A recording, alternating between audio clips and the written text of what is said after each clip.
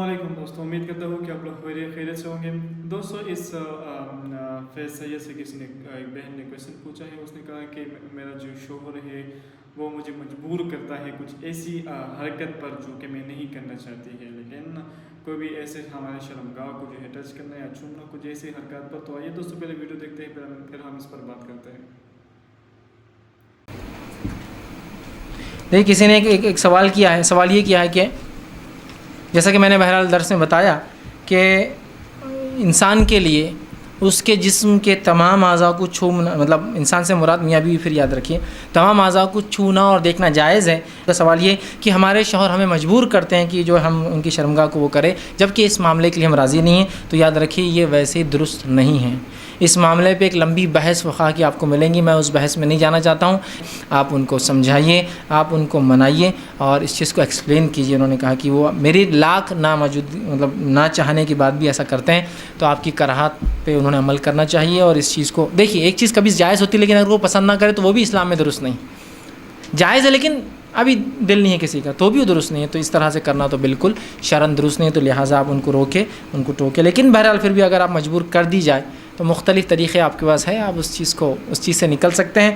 میں سمجھتا ہوں ہر چیز سمجھانا میرے لیے ضروری نہیں ہے، کبھی دانت تیز بھی ہو جاتے ہیں، کبھی جو ہے کچھ بھی ہو سکتا ہے، بہرحال تو اسے بھی چاہیے کہ احتیاط کرے۔ بہرحال مطلب انسان ہے، ہوتا ہے کبھی، بہرحال تو آپ زیادہ ہوشیار ہے۔ کسی نوکر کو اگر زیادہ کام دیا جائے تو وہ کیا کرتا ہے نا، معلوم نا، کبھی چیز کو پھینک دیتا ہے، تو آئندہ بولتے ہیں اس کو زیادہ مت دو، پھینک دیتا ہی۔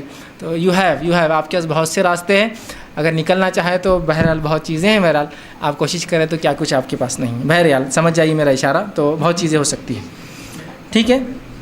ہمارے پاس مسئلہ یہ ہے، انڈیا، پاکستان میں، بنگلہ دیش میں علم کی کمی کا نتیجہ یہ ہے، حائضہ عورت بولے تو دین سے بے دین، حد یہ ہے کہ سلام کا جواب بھی نہیں دیتی، سلام کرنا تو دور، کیوں تو بولے شارٹ کٹ ہے، بول بھی نہیں سکتے، بولے اس کو منہ بھی خراب ہو جاتا اس کو بولنے سے، تو بولے ایسا اس لیے نہیں کرتے۔ ایسا کچھ نہیں، ایسا کچھ نہیں، یاد رکھیے۔ نبی اکرم صلی اللہ علیہ وسلم کی واضح روایت ہے، آپ صلی اللہ علیہ وسلم نے مائی عائشہ کو مسجد نبوی سے کچھ لانے کے لیے کہا۔ غور سے سنی، صحیح روایت ہے۔ مائی عائشہ نے کہا اللہ کے رسول میں حائضہ ہوں، میں حائضہ ہوں، تو آپ صلی اللہ علیہ وسلم نے فرمایا اے عائشہ، حیض تیرے ہاتھ میں نہیں ہے۔ اس سے علماء لکھتے ہیں حائضہ عورت مسجد سے گزر سکتی ہے۔ ہمارے عائشہ کو کہا مسجد میں جا کے آؤ، گزر سکتی ہے، بیٹھنا نہیں ہے، نماز تو ہے ہی نہیں، رکیں گی بھی نہیں، اجتماع میں بھی نہیں بیٹھیں گے، بیٹھنا نہیں، گزرنا ہے، کوئی چیز اٹھا دینا ہے، چیز نکال لینا ہے، کر سکتی ہے، سمجھ رہا۔ میں عائشہ حائضہ ہے ہوتی، آپ خود فرماتی میں حیض کی حالت میں ہوتی، اللہ کے رسول میرے مانڈی پر سوتے، اپنا سر مبارک رکھتے اور قرآن کی تلاوت کرتے اور میں سنتی۔ میں حائضہ ہوتی، نبی اکرم صلی اللہ علیہ وسلم میرے پاس آتے اور میں آپ کے بال میں تیل لگا کے بال جماتی۔ کیا ہے، سب کچھ کر سکتی عورت، کچھ بھی اس کا جانا نہیں۔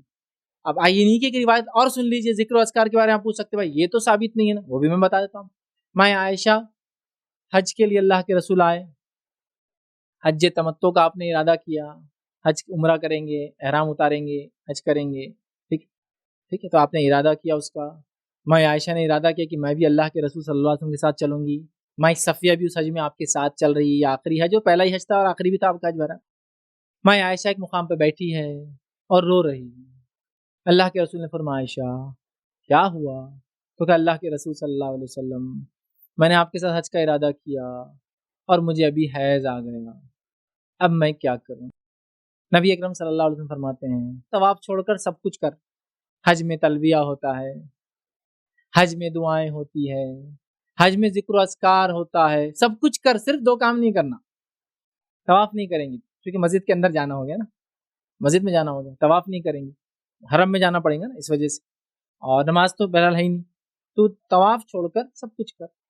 سب کچھ میں کتنے اذکار ہے، حج تو پوری دعا ہے بھائی، پورا حج صرف دعا ہے، اس میں کچھ بھی نہیں ہے۔ اور جیسا روزہ بھوک ہے، کچھ نہیں کھانا ہے، نماز اللہ کا ذکر ہے ایک مخصوص طریقے سے، ویسے ہی حج پورا اللہ کے لیے دعا ہے، خاص طور سے حج تو عرفہ ہے اور پورا عرفہ صرف دعا ہے، صرف دعا ہے، صرف دعا۔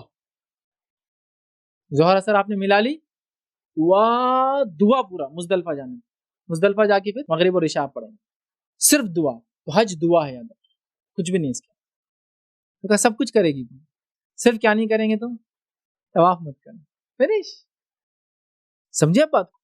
تو معاملہ ختم ہوگا، تو ذکر کر سکتی ہے، حفاظت کی دعائیں پڑھ سکتی ہے، حفاظت کی دعائیں اگر قرآنی آیت کی شکل میں تو بھی پڑھ سکتی ہو، جیسا کہ سونے سے پہلے آیت الکرسی، ایک حفاظت کرنے والا فرشتہ ہمارے پیچھے حفاظت کرنے لگ جاتا ہے نا، تو آیت الکرسی حفاظت کی دعا ہے یہ، لیکن قرآن کی آیت کی شکل میں پڑھ سکتی. معوذتین قرآنی صورتیں یہ بھی پڑھیں گی، جب سوئیں گی اور جب اٹھیں گی آپ بولیں گی تو قرآن، ہاں قرآن ہے، لیکن حفاظت کے لیے بالکل پڑھ سکتی ہے. بچوں کو ایسا نظر نہ لگے، اللہ کے سور نظر نہ لگنے کے لیے مختلف دعائیں کرتے تھے.